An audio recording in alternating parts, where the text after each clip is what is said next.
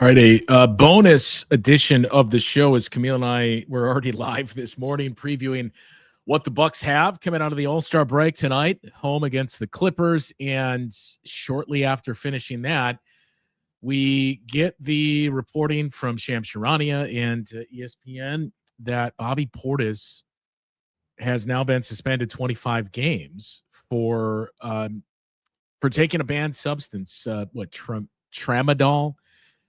Taking that as he said, and he and the team released a statement by mistake, thinking it was something else. So now they're going to a big hole in the front court. Is Van Faez of Brew Hoop joining us to share his thoughts. And I guess, Van, I don't want to say positive, but hey, for anybody complaining, why haven't we seen Jericho Sims? When's he going to play?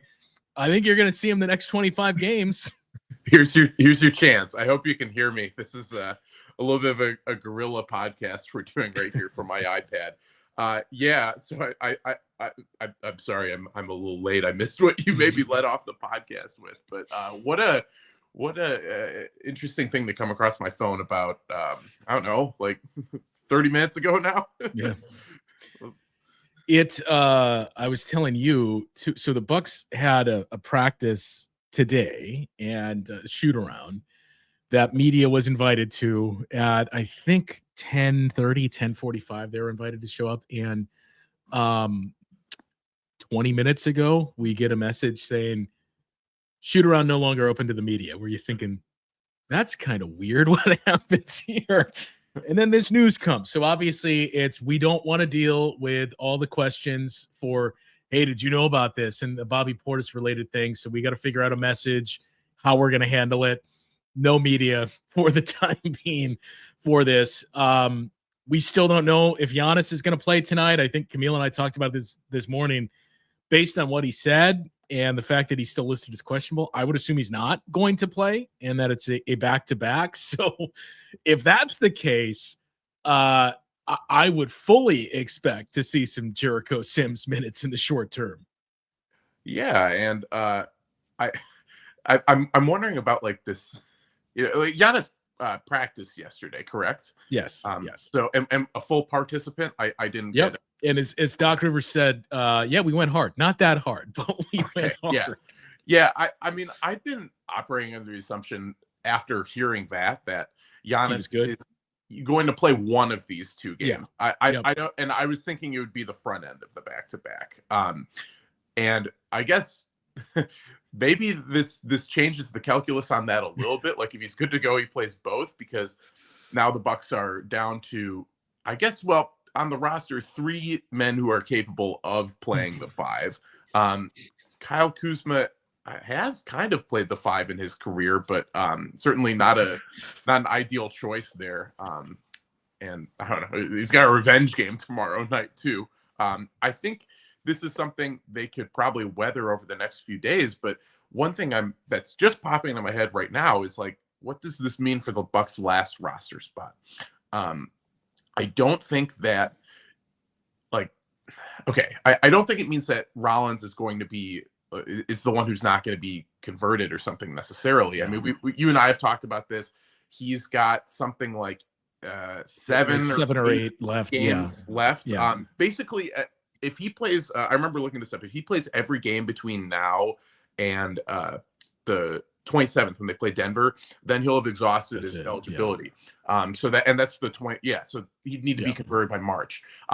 Also March 1st or March 4th. I forget which day it is. I think March 4th is the deadline. You can add somebody. Add a March new 1st. Two-way.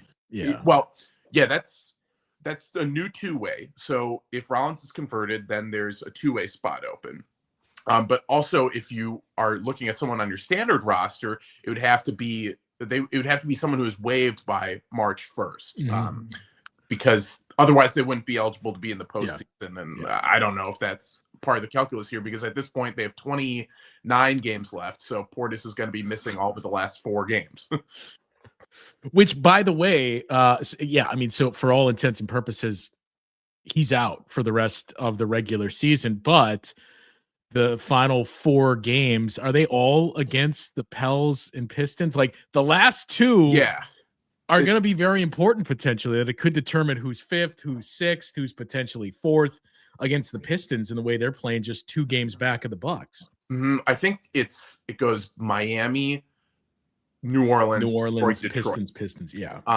The April schedules I was just writing about yesterday is not so bad for the Bucks, especially compared to the March schedule.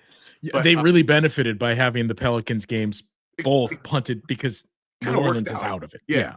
It kind of worked out. But back to Bobbie. Here's one thing.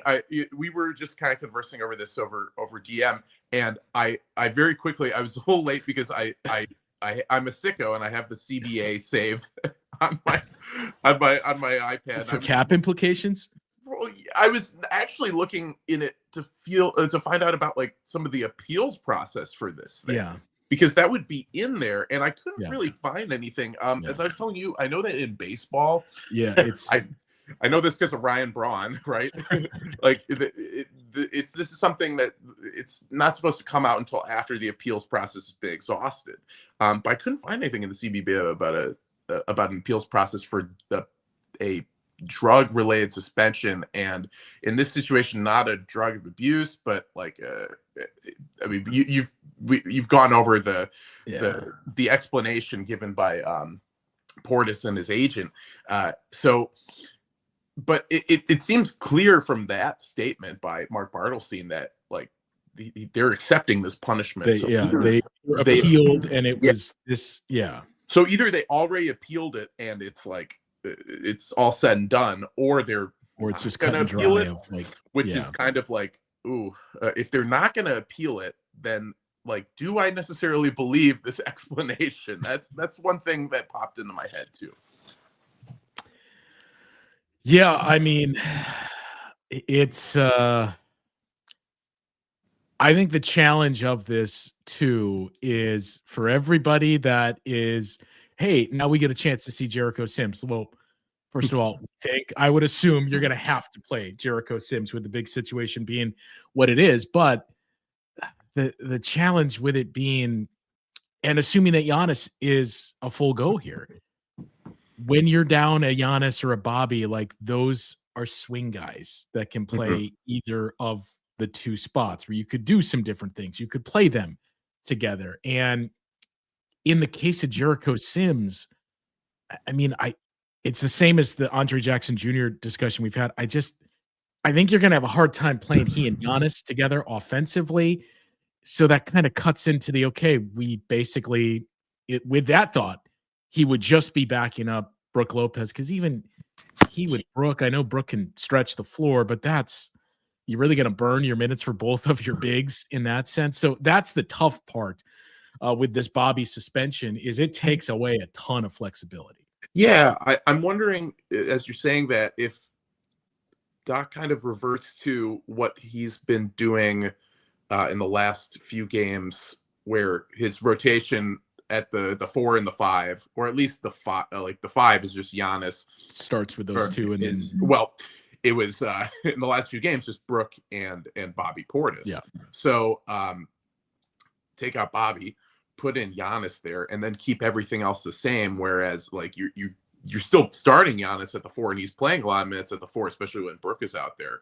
But then you're leaning even more into Giannis at the 5, because your 4s are going to be Kyle Kuzma and Taurean Prince. I mean, does Sims even play much in that situation, or is it just like spot minutes when Giannis needs to be off the floor and or Brook needs to be off the floor, and you're kind of running the offense through Dame or Kuzma? I don't think Sims, with either of those guys, probably best in small doses, just because defensively, sure, like I can see how he fits with either guy, but he's really limited to within a few feet of the rim as far as what he can do. He's a roller, and he's a putback guy or a dunker spot guy.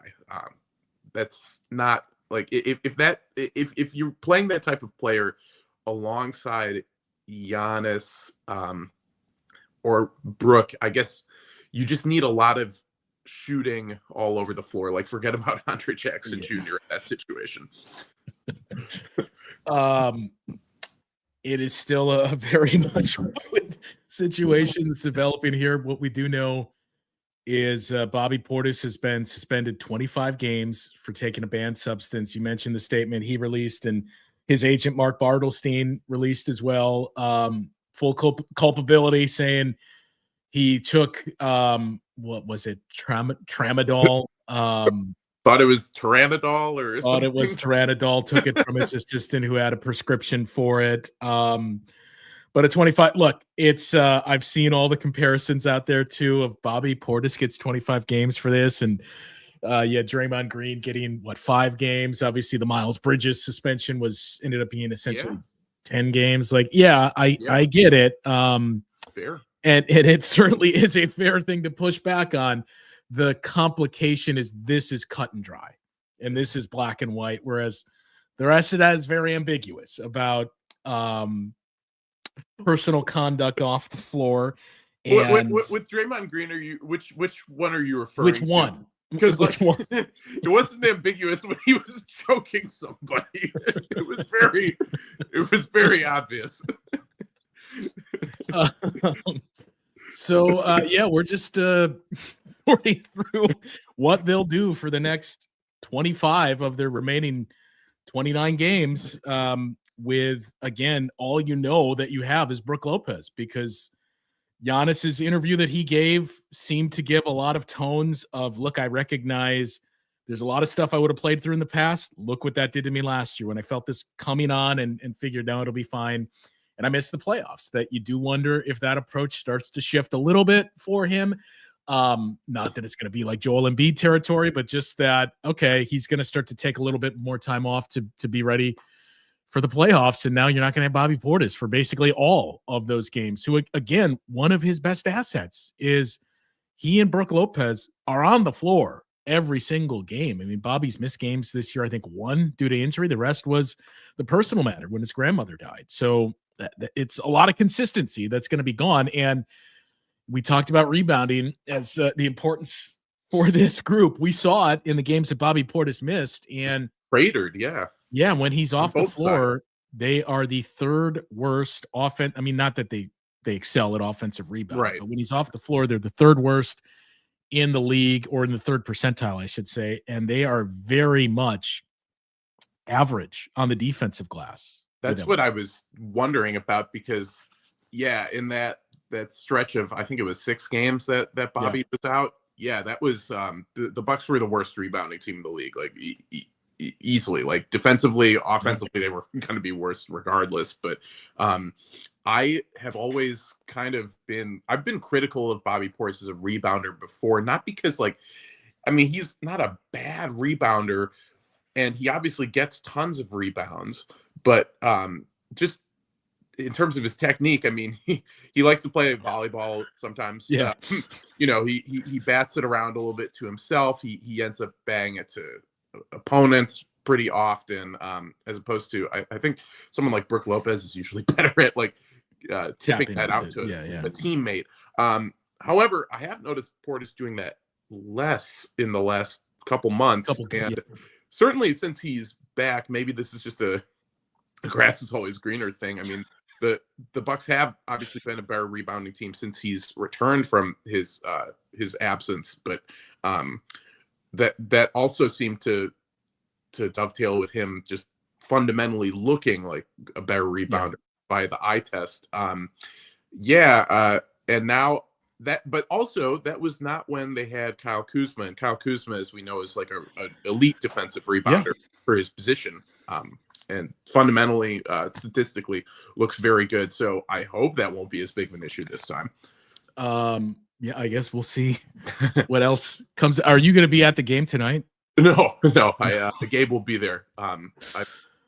It's funny that we could fit this in, because I have to be doing other stuff until about 9 p.m. tonight. I won't even watch this game. I wonder what Doc Rivers is going to be asked about. No, they have to talk about it then, right? Yeah. I'll be looking forward to seeing and hearing some of those comments from you guys tonight. All right, I'm going to take a few of the listener comments and we'll wrap this up. But Van, thanks for your time on this one and your thoughts on the suspension. Yeah, my pleasure. I'm glad I could tag in. I'll look forward to hearing your questions this evening. Yeah. All right, take it easy, man. All right, Van Faez from Brew Hoop joining us to share his thoughts as Bobbby Portis has been, as we mentioned, suspended now for 25 games for violating the league's substance abuse policy. We got a ton of questions coming in and listener comments, viewer comments, and the live version of this. I'm going to get to those in just a second here. There's some interesting ones and a few things that Van just touched on and a few others of you pointed out that I do think are very important to keep in mind for this group. So we'll get to that coming up right after this. Well, it's time to talk to you now about our friends over at FanDuel who bring us this next segment. When the game tips off, NBA action is just getting started. There's no better place to get in on that than FanDuel, America's #1 sports book. With FanDuel, you can place live bets throughout the game, so even if you miss the opening tip-off or want to bet on a fourth-quarter comeback, you can stay in the action. And if you're looking for a bigger payout, you can even combine your live bets into a same-game parlay. FanDuel's live betting features allow you to keep every moment of the game exciting. Whether you're backing your team for a late-game rally or picking a player to hit a clutch three, you'll never feel like you missed a chance. Plus, the app is easy to use, and when you win, you get paid instantly. Right now, new FanDuel customers can get $150 in bonus bets if your first $5 bet wins. Just visit FanDuel.com to join today. That is FanDuel.com for your shot at $150 in bonus bets. Make every moment more with FanDuel, the official sports betting partner of the NBA. Okay, a ton of comments and questions coming in from you guys. A reminder, too, Camille and I did a full episode. Who knows how long this one will go on for, but we did a full episode this morning. So do check that one out if you have not yet.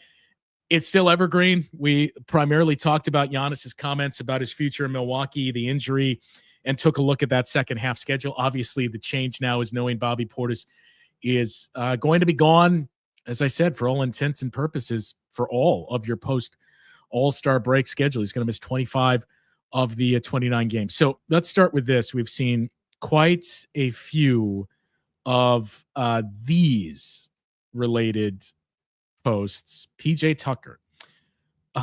So first of all, PJ Tucker is not a free agent. He has not been waived. And at the time of the trade, unless I missed something, and he's been waived in the last day or so, but at the time of the trade, and I know you can't really take them at face value at the time of a deal, but the Raptors did say they have no intention of waiving and working on a buyout for PJ Tucker. We'll see if that changes. I mean, if it does change and he's bought out, I still think you need to prioritize Ryan Rollins long-term over a short-term fix like a PJ Tucker. Let's keep in mind he's 40 years old, 39, 40, going to be 40, has not played in a game this season, has basically been on ice for over a year now as well. And I mean, you'd be looking at him 10 minutes a game, if that's the case.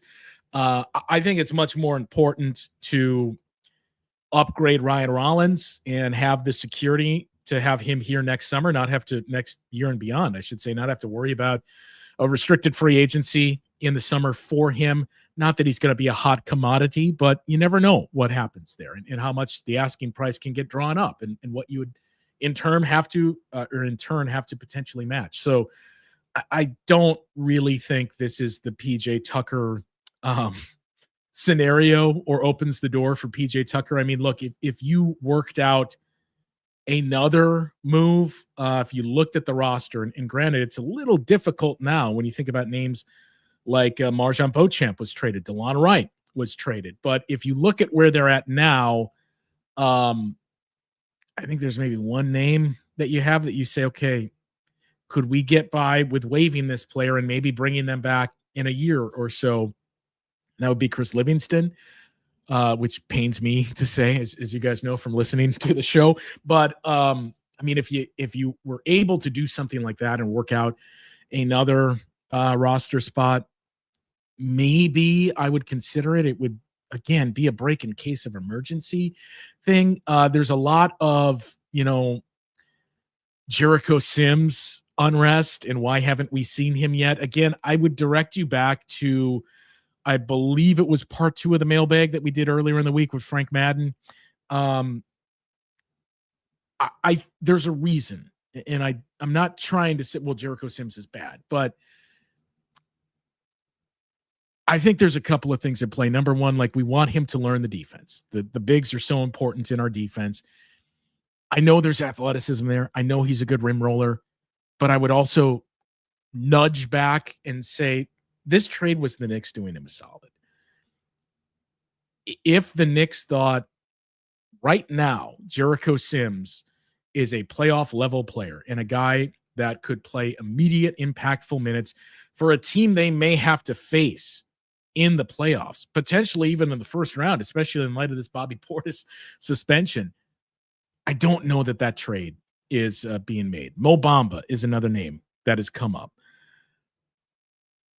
I would, I suppose, be more open to that one than a PJ Tucker in a sense. But again, I think the challenge there, actually, I take that back. I almost would rather PJ Tucker than Mo Bamba because of what we just addressed with Van. That, let's say you bring in Mo Bamba. Your front court is Giannis and 3 centers that can do nothing else. Jericho Sims is a 5. Brook Lopez is a 5. Mo Bamba is a 5. So it doesn't really give you a whole lot of flexibility and versatility. I mean, PJ Tucker is a 4-5. So, yeah, if those are my 2 options, I would suppose I would say I'll take the going on 40 PJ Tucker over Mo Bamba. But I think one other thing is I'm trying to make these points while combing through the comments here. 2 other things I do want to touch on about Bobby Portis and this summer, but also the trade that brought in Kyle Kuzma. This is actually something that it's a pretty good thing the Bucks did it now, because that trade wasn't made. Take all the, is Chris Middleton healthy enough and all of that discourse and debate out of it. Kyle Kuzma can play the 4, and you don't make this trade. I mean, I know earlier in the year I was advocating for, I would like to see small ball lineups with Chris Middleton at the 4 next to Giannis, but is Giannis going to play tonight? So who knows about that? I think it's a much different conversation if the Bucks didn't make this trade, where you at least say, okay, Kyle Kuzma can absorb, I don't know if I'd say a lot, but he can take on some of what Bobby Portis did. We mentioned the rebounding splits. He's a 90th percentile defensive rebounder. He can move his feet defensively. He gives you more athleticism. So I know ideally the Bucks wanted to play a front court of Kuzma, Giannis, and Lopez, but now in the short term, it might just be less of that, which kind of brings us back to the, okay, now we're not getting a full look at what we perceive to be our playoff rotations here, basically until we get to the playoffs. But you at least have that security blanket now with Kyle Kuzma able to take on some of what Bobby Portis was giving you in that sense. So in many ways, it's pretty good that the Bucks were able to make this deal and bring in Kyle Kuzma. The other piece about this, and no, to answer this, Kyle Kuzma is not a free agent. He still has 2 more years on the contract, and the contract de-escalates. So it's a very team friendly deal that you're working on here. But the other part of this is Bobby Portis has a player option this summer. And I saw a few people bring that up as well, of maybe this helps us with retaining Bobby Portis. I've mentioned I didn't necessarily think it means he's gone, but I did anticipate Bobby Portis was going to decline that player option this summer because there's more money out there for a player like Bobby Portis, who was on a very, very team-friendly deal. To have him at basically that mid-level exception figure, Bobby Portis, at least I'll be curious to see how much this changes it. I don't know that this is all of a sudden he becomes untouchable type of thing. But Bobby Portis, before coming into the All-Star break and everything we were talking about was that Bobby Portis is probably in line for twice what he's making now on the open market. So yeah, maybe this means he picks up the player option. And then you again have Bobby Portis on a team-friendly deal, and you're able to work something out down the road.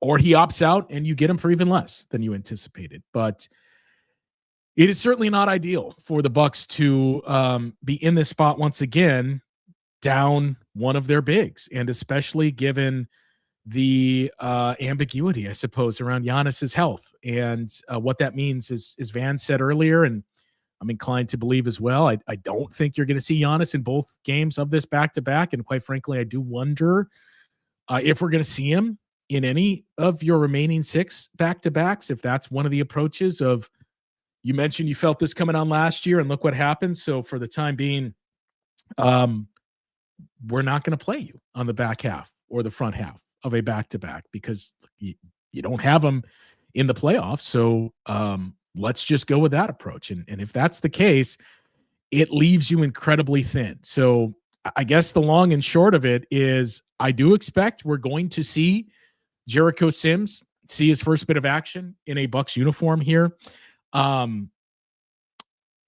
don't know how much of that it is that we're going to see. And the last thing here, the constant Brook Lopez is terrible at rebounding, and Brook Lopez is not terrible at rebounding. And the numbers dictate that. The Bucks are a 90th percentile defensive rebounding team with Brook Lopez on the floor. Just because he's not the one averaging 12 rebounds per game does not make him bad at rebounding. You have to look at how the team performs in the minutes he's on the floor, and they play pretty good on the defensive glass with Brook Lopez on the floor. It was the same story with Bobby Portis. And again, the good thing is it's the same story with Kyle Kuzma. He's a 90th percentile defensive rebounder when he's on the floor. So for the time being, I would assume Kyle Kuzma is basically going to be your Bobby Portis in year 4. So it certainly changes things how this team is able to trek forward here with some very, very tough contests coming up. We mentioned the schedule, 7th most difficult in all of the league, the most difficult remaining schedule in the Eastern Conference. You're only 2 games in front of the Pistons to drop down to the 6th seed. You're still a game back of the Indiana Pacers. So you're not out of the woods here, and this certainly makes it even more challenging. Last thing, so Eric asked, does Kyle Kuzma come off the bench now so that we don't start all of our bigs? I would assume no. You know, as Van just mentioned too, when you were playing without Giannis leading into the break, you started Bobby Portis and Brook together and then just figured out how to kind of stagger their minutes when you wanted to give each of them rest. I would assume that's going to be the same approach here from Doc Rivers as this team starts to get set for the last 25 games without Bobby Portis. I tell you what, we've gone so long on this that was supposed to be a bonus episode. We're going to convert this into a full episode and continue to get some comments here. Let's squeeze in one more break, and we'll continue to get to your thoughts coming up after this. Okay, so a ton that's coming in here. And the other thing I would point out, Doc Rivers saying it too at the time of the trade, you know, you don't acquire a player like Kyle Kuzma to not start him. So yeah, I think Kuzma remains in the starting lineup. But yeah, it's what they do with that open roster spot now becomes very interesting, because the tough part is you're going to have to do something before, well, not necessarily before, but it's got to be somebody that's bought out or waived before March 1st. That is free on the market before March 1st. Otherwise, they're ineligible for the playoffs. Now, I think you could make a case to whatever you did, if you did something to address the hole that you're going to have in the front court now, it's really just this tides us over until Bobby returns anyway. So how important is the postseason, especially given what is the caliber of player you're going to find out there that can fill some of these minutes that we're discussing. But the devil's advocate is also, well, why wouldn't you want them for both? Why wouldn't you want somebody that could help you bridge the gap while you don't have Bobby Portis? And also, let's see if this works and we have that option for the postseason. I suppose the bigger point is the more that we talk through this, the more I do wonder if PJ Tucker is bought out, if this is basically what you're looking for. Thanasis' name has come up as well a couple of times now. Don't really know about that. I don't know that Thanasis is a guy that's stepping in to fill those minutes at the 4 for Bobby Portis. And to a much lesser extent, Tyler Smith, his name being kicked around. I mean, we've heard Doc talk about his shooting ability. It's NBA level shooting. Like, we have seen that already, and he just has a knack for being around the ball. But is he ready for this? This being any extension of minutes, whether it's 5 to 10 minutes a game. So I don't anticipate that, but I suppose that is one interesting one to monitor. A few people mentioning, well, you could open up a spot with Stanley Amude. Stanley Amude is on a 2-way deal, so that does not help you. But yeah, it is going to be very fascinating today, as I mentioned this a couple of times. So Doc Rivers is going to speak to the media at 5:15.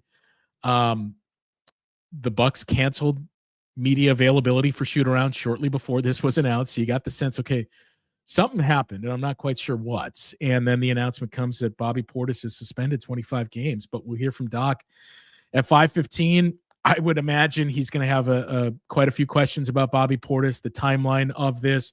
How do they think they're going to bridge the gap here? And curious if we hear from John Horst as well. But also, we'll know around 5:15 Giannis and his status. And Damian Lillard as well was also questionable for this game. Andre Jackson Jr. is also questionable. So the Bucks are coming back from the break and suddenly could be very shorthanded once again. Continue to leave your thoughts here. Christian Wood getting mentioned here a couple of times.